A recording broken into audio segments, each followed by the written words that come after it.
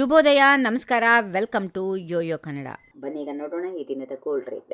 ಕರ್ನಾಟಕ ಸೇರಿದಂತೆ ದೇಶದಾದ್ಯಂತ ಕಳೆದ ಕೆಲವು ದಿನಗಳಿಂದ ಚಿನ್ನ ಮತ್ತು ಬೆಳ್ಳಿ ಬೆಲೆಗಳು ಹೊಸ ದಾಖಲೆಗಳನ್ನ ನಿರ್ಮಿಸುತ್ತಾ ಇದ್ವು.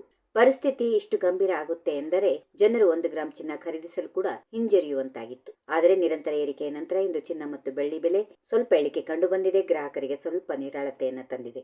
ಬೆಂಗಳೂರಲ್ಲಿ 24 ಕ್ಯಾರೆಟ್ನ 10 ಗ್ರಾಂ ಚಿನ್ನದ ಬೆಲೆ 710 ರೂಪಾಯಿ ಇಳಿಕೆಯಾಗಿ 1,41,710 ರೂಪಾಯಿ ಆಗಿದೆ. 22 ಕ್ಯಾರೆಟ್ನ 10 ಗ್ರಾಂ ಚಿನ್ನದ ಬೆಲೆ 650 ರೂಪಾಯಿ ಇಳಿಕೆಯಾಗಿ 1,29,900 ರೂಪಾಯಿಗೆ ತಲುಪಿದೆ.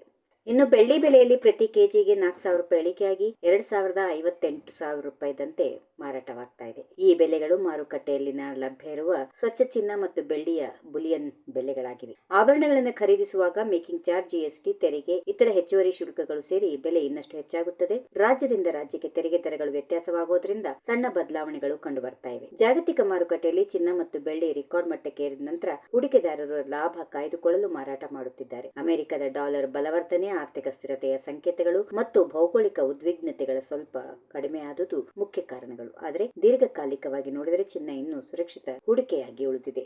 ಈ ವಿಡಿಯೋ ನಿಮಗೆ ಇಷ್ಟವಾದಲ್ಲಿ ಲೈಕ್ ಮಾಡಿ, ಶೇರ್ ಮಾಡಿ, ಸಬ್ಸ್ಕ್ರೈಬ್ ಮಾಡಿ.